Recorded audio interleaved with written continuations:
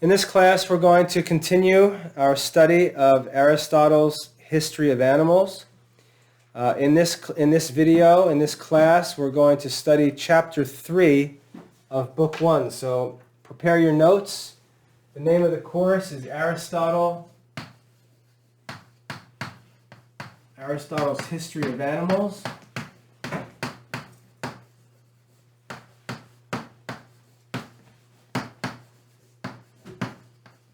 And we're in Book 1,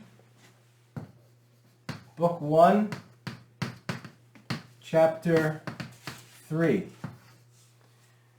In our first chapter, we learned just some general observations about the parts of animals and how the parts of animals allow us to compare and contrast them. Make sure you have this idea in your notes and, more importantly, in your heads, what it means to compare and to contrast. To compare means to look at different things and examine how they're like one another. To contrast means to examine different things and compare how they're different from one another. So, a great way to learn how to describe things, how to study things and describe things, is compare and contrast. How are they alike? How are they different? It shows you how to begin seeking knowledge about animals and plants. Anytime you have a new plant, this is the idea. Anything that's new, we compare and contrast. We compare and contrast what is new or unknown, to what is known.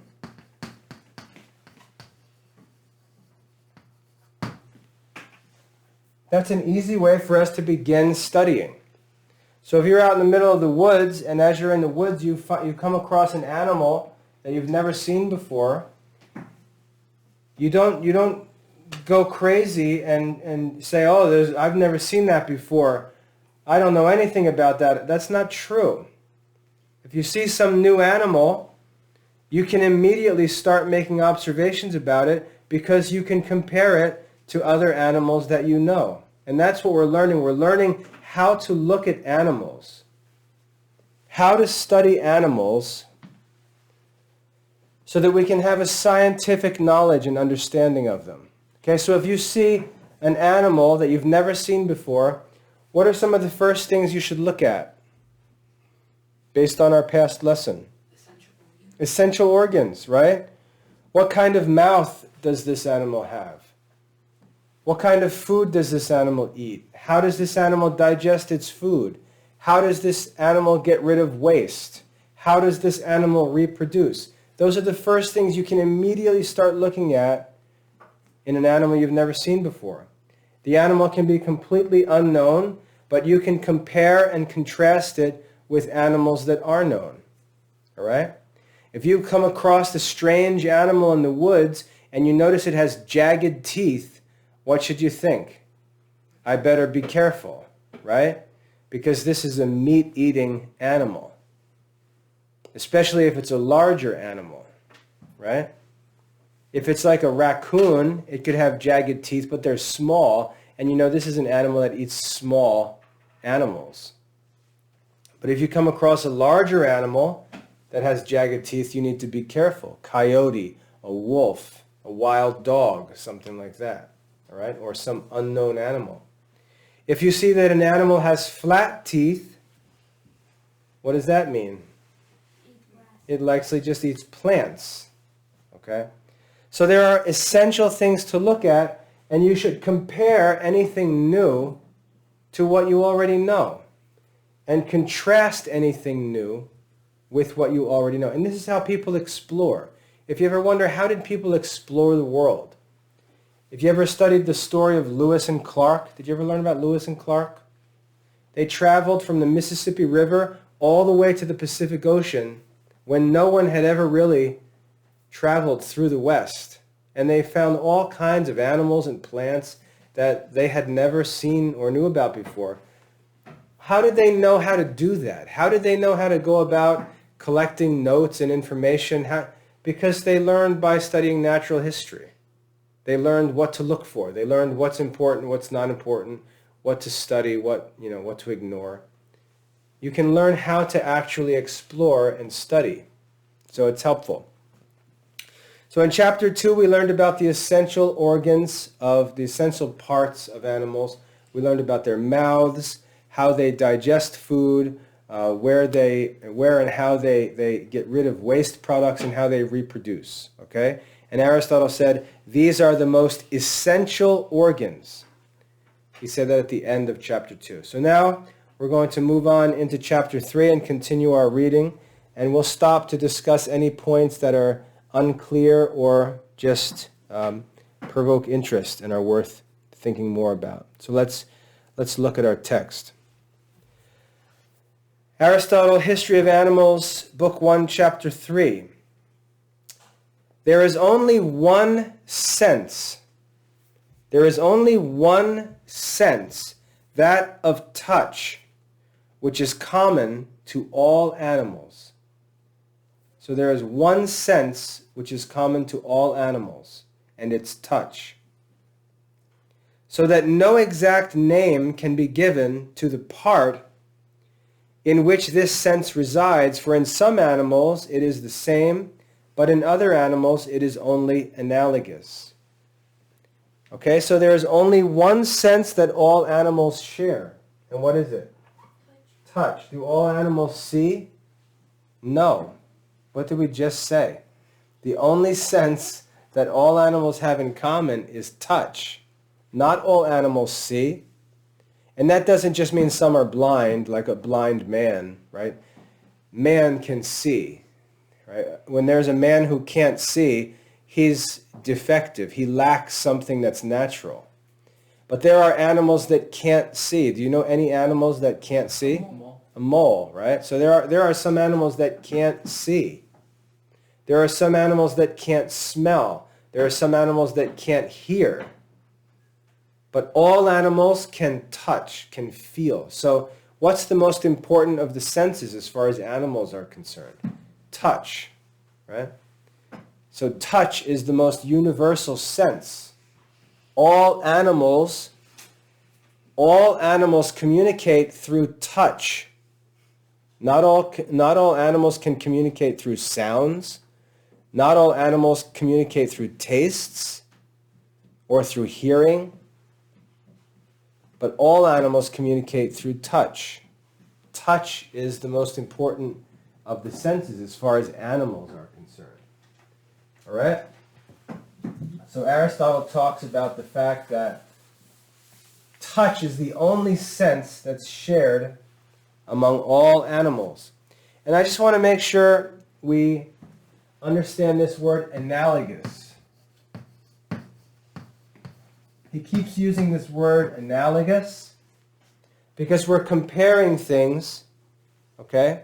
We're comparing things. And sometimes we can compare things and we can see that things are like one another in an important way. For example, if we were to compare the foot of a dog to the foot of a cat, these things compare directly, simply. They compare, right? And I just want to give you an example. But if we talked about the leg of a dog and the leg of a table, they're both called legs, right? Or the leg of your desk, the leg of a chair. They're called legs because they're comparable, right? The leg of a table is like the leg of a dog. But you see the difference between the comparison? This comparison isn't a direct comparison. We're not really talking about the leg of a table being like the leg of a dog. The leg of a dog has muscles and bones and joints and all different parts, right, that move. When we talk about the leg of a table, we use the word leg not in a simple and direct way, but we use this word in an analogous way. If you had to give a name to that part of the table or that part of your desk, and you had to invent the name, what would you possibly call it? You look at it, and you're like, what will I name this thing? It's kind of like a leg. You know, it's like the desk is like the body, and then there's these four parts coming down to the ground that it stands on. It's like a leg, so let's call it the leg of a desk. But we use that word leg in an analogous way. All right? This is literally what a leg is. This is analogously what a leg is. So when we compare animals, sometimes we have the same issue. What Aristotle says is, no exact name can be given to the part in which this sense resides, for in some animals it is the same, and in other animals it is only analogous. And what that means is we look at two animals and we say, okay, how do we experience touch in our bodies? What part of our body allows us to feel? You're going to say the hands, and you're wrong. It's not the hands that allow us to feel. You don't feel with your feet. You don't feel with your face. You don't feel with your back. If you have an itch in your back, what is that? That's not feeling. All right, what? Brain. No. Well, the brain receives the information from the senses. Skin. Skin is the part of the body that we actually feel with, right? But there can be another animal that can feel, right? Let's say like a crab. Can a crab feel things? Yes or no? Yes. Does a crab have skin? Not really, right? Not like ours. It doesn't have skin like ours. So when we look at the covering of the body of a crab, and we have to think of a name for the covering of the body of the crab, we say, what is the name that we're going to give to this covering of the body of the crab that it can feel with? What should we call it? And we think about it and we say, well, it's like skin. Is it skin? No. It's like skin, right? But we'll call it skin.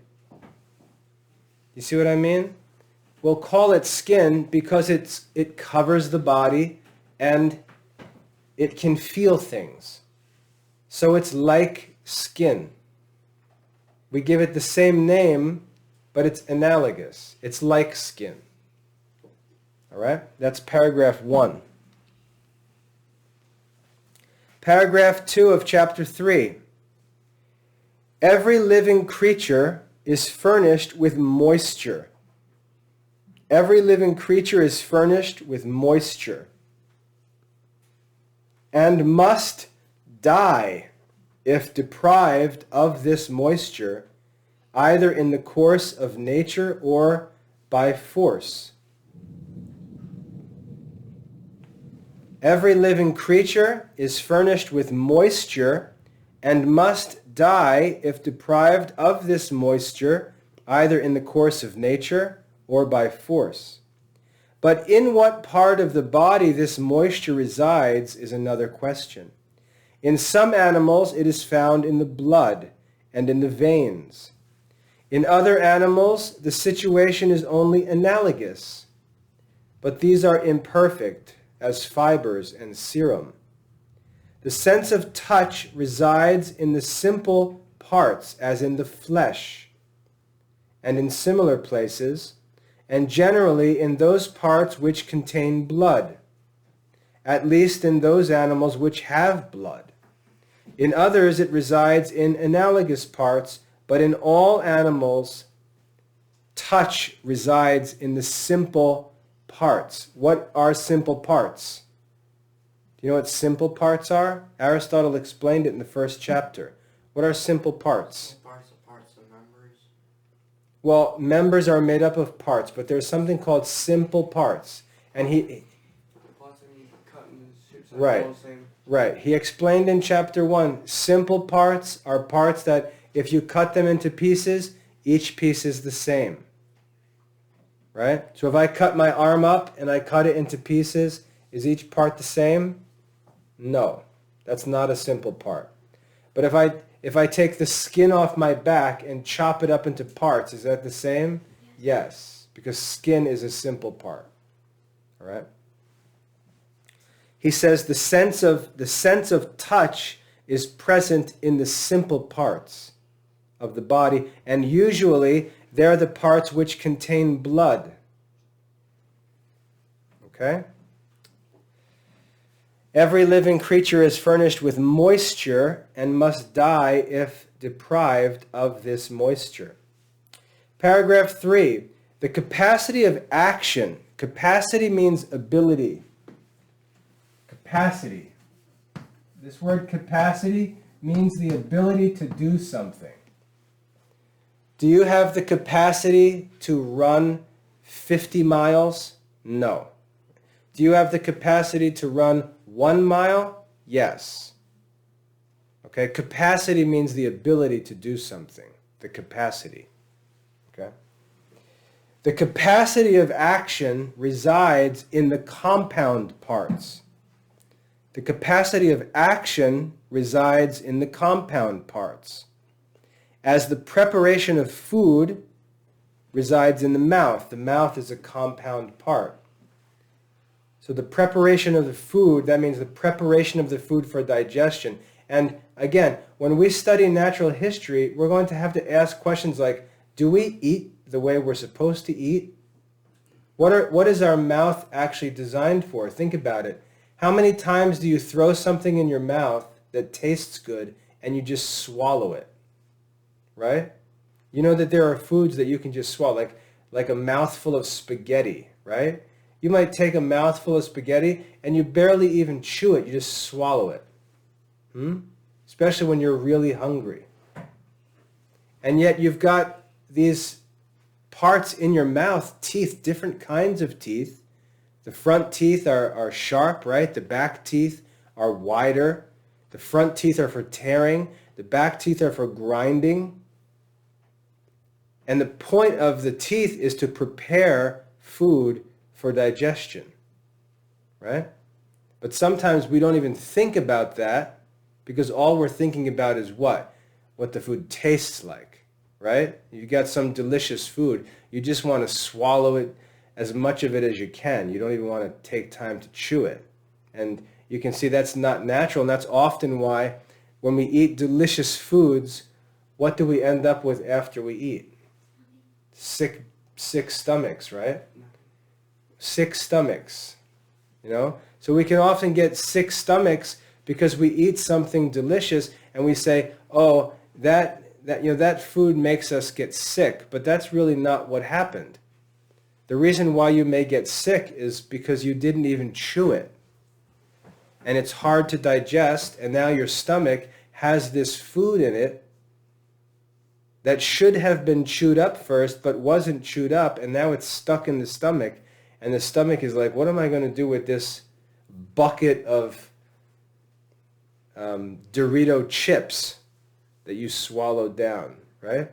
And so we can get sick from overeating or eating too fast because our stomach isn't supposed to digest food that hasn't been chewed, right? So the capacity of preparing food for digestion exists in the mouth, and we often don't think of it like that. The power of locomotion. Wasn't one of you asking me about locomotion the other day? Didn't somebody ask me about what is a locomotive? Somebody did, yeah. Locomotion. This word locomotion, all that it means, let me write it out here.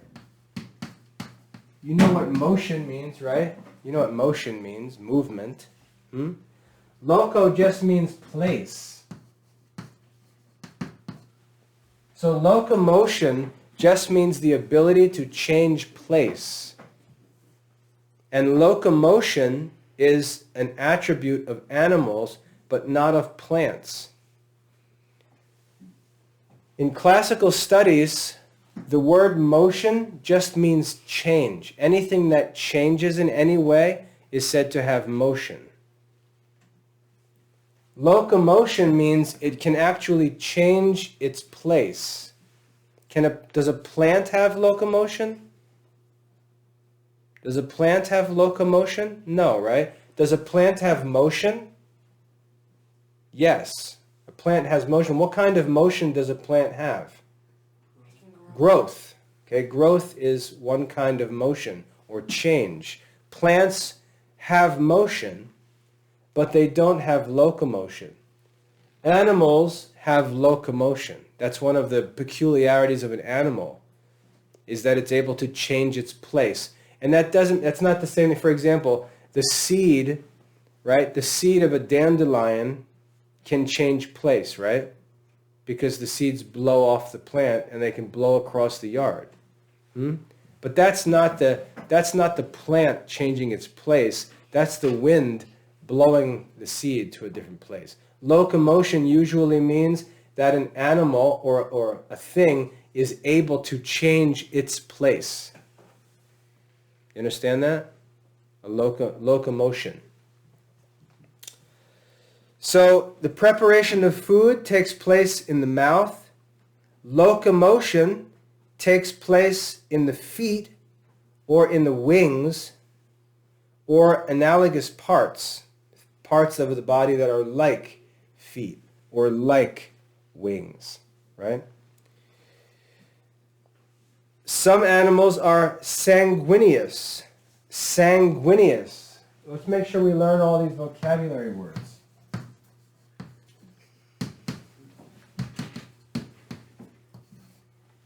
Some animals are sanguineous. And if you know your Latin, let me just tell you, if you study Latin and Greek, you will easily know the meaning of a lot of these words. For example, this is just motus, which means movement, and locus, which means place in Latin. If you know Latin vocabulary, you can look at this word and say, oh, I know what that means. It means change in place. Sanguineous is easy if you know that in Latin, the word sanguis means blood. So what do you think a sanguineous animal is? An animal that has blood. Okay? Some animals are sanguineous, such as man and the horse and all perfect animals. And then we have these three words. And again, I want you to use some classical language knowledge.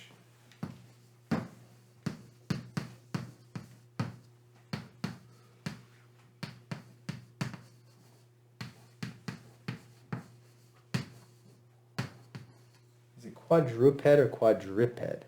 Quadruped. We have this word. Some animals are apodous. Some are biped, some are quadruped. We have this root, pod, ped, ped. What does that root mean? It's a Greek word. What does it mean? Foot, yeah. Okay, so pod or ped means foot. You ever see the word pedestrian? You may see a sign on the road when you're driving. It says, watch for pedestrians. What does that mean? What do you think a pedestrian is? Watch for people who are walking. Yeah, watch for people who are walking. People who are walking on foot are called pedestrians. All right? But we have these three words, apodous, biped, and quadruped. Take a guess at what any one of these words mean. Like 2 feet. You took the easy one. And quadruped means 4 feet. Good, yeah. So we have 2 feet. Quadruped means 4 feet. And now here we have apodous. Now you know there's no animal that has 1 foot. There's no pogo stick animal, right? No feet. No feet, right. This, at the beginning of a word,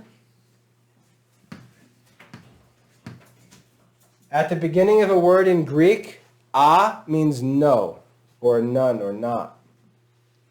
All right? 1 foot. I want you to show me a picture of a one-footed animal. Okay? A, podus, biped, quadruped. We see that there's a root in these words that we should be able to recognize. And then we have to learn what the other parts of the words mean. Okay? Classical languages, when someone says, why should I study Latin or Greek? Classical languages will give you knowledge of all of these things. You'll be able to look at a word you've never seen before and figure out what it means just by classical language studies. Because the words in English, especially scientific words, they're taken from Latin and Greek. So Latin and Greek gives you an advantage in the study of sciences. Some animals are sanguineous.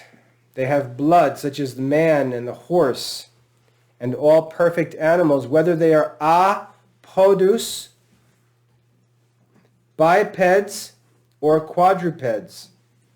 Some animals are without blood. Can you think of an animal that has no blood? Fish. Fish? Jellyfish have no blood? I would say jellyfish is a fish, right? Since it's called jellyfish. What else? What's another animal? Remember, an animal is a living thing that can change its place. Do you ever step on a bee or kill a bee? Does blood come out? No, bees have no blood. Okay, so there are animals that have blood and there are animals that have no blood. Some animals are sanguineous. Some animals are without blood, such as the bee and the wasp and marine animals, some marine animals. All animals with more than 4 legs have no blood. Now let me ask you this. Let's see how smart you really are. If you pay attention in algebra class, you should be able to answer this question. Our lesson there just said animals with more than 4 legs. More than 4 legs. We talked about bipeds, animals with 2 feet, quadrupeds, animals with 4 feet.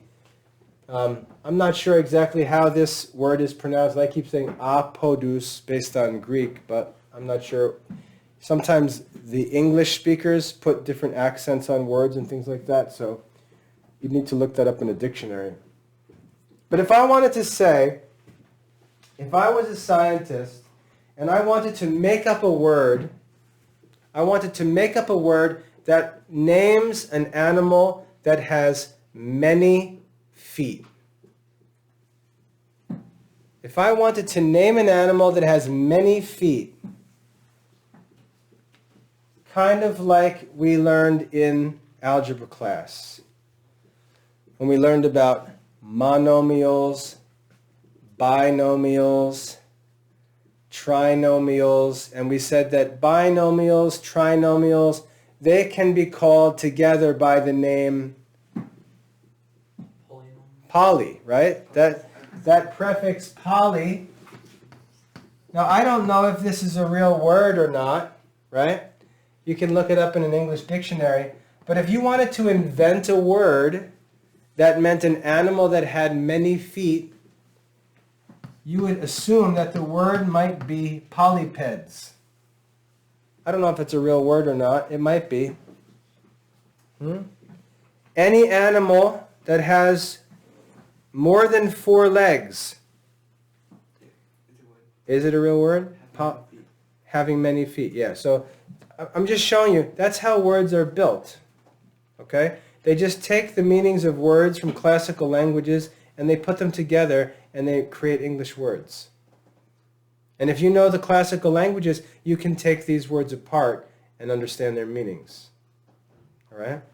I just made that word up. I didn't know if that word even existed, but it does exist. It means many-footed animal, right? Or anything with many feet.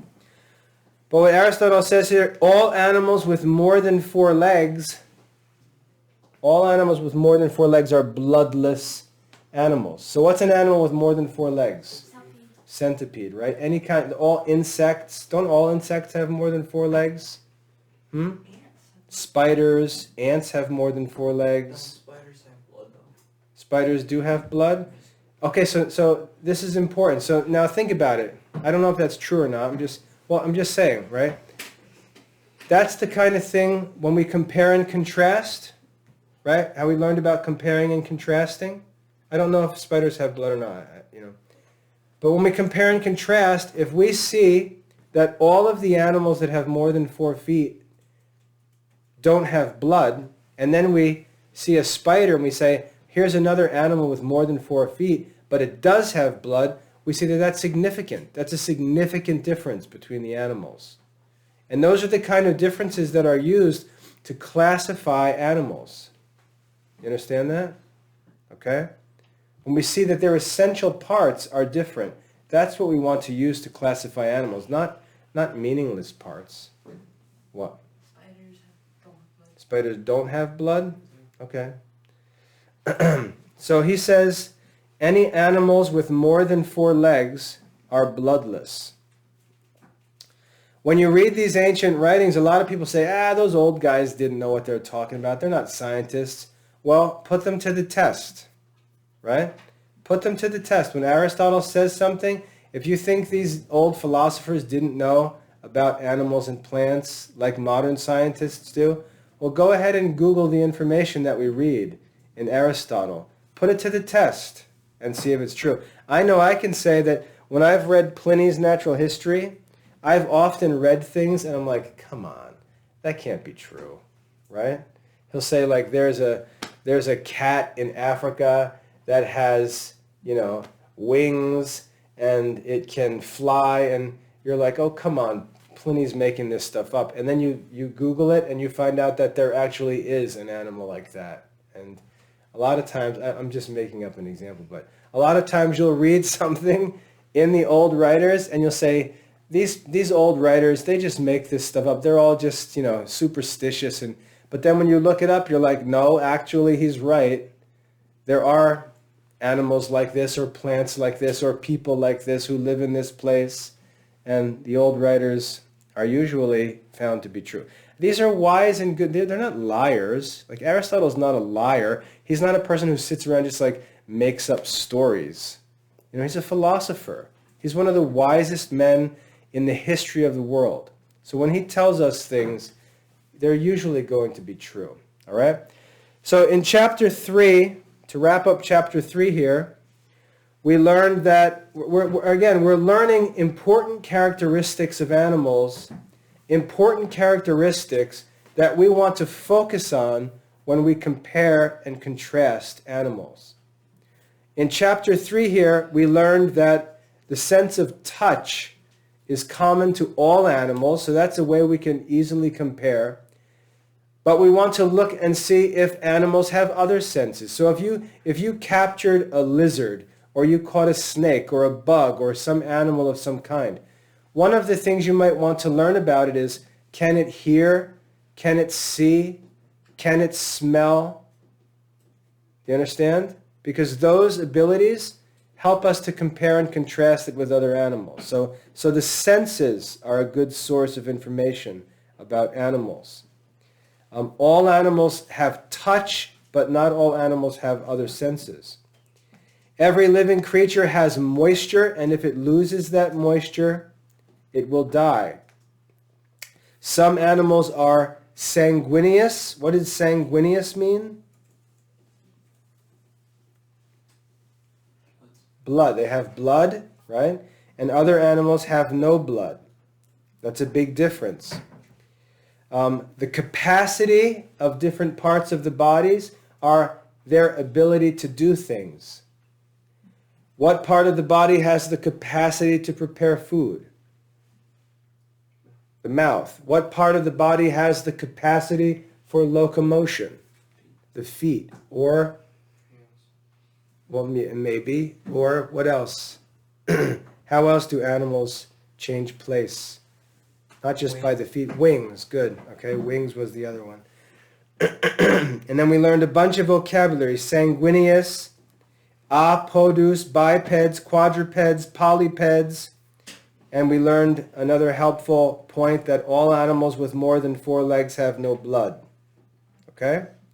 So what Aristotle is helping us to learn in this book are important characteristics of animals that we should look for when we compare and contrast them. So that's all for chapter 3 of book 1 of Aristotle's History of Animals. Take a minute, write a summary of what we discussed in this lesson. The purpose of this summary, like I said, if you take your notes out of the file folder in 3 months from now, and you look at the title at the top of your notes and you say, I don't remember what we studied in that class, you should be able to flip your notes over to the last part and see a summary there that will help you remember the class. Do you understand? These notes are for you.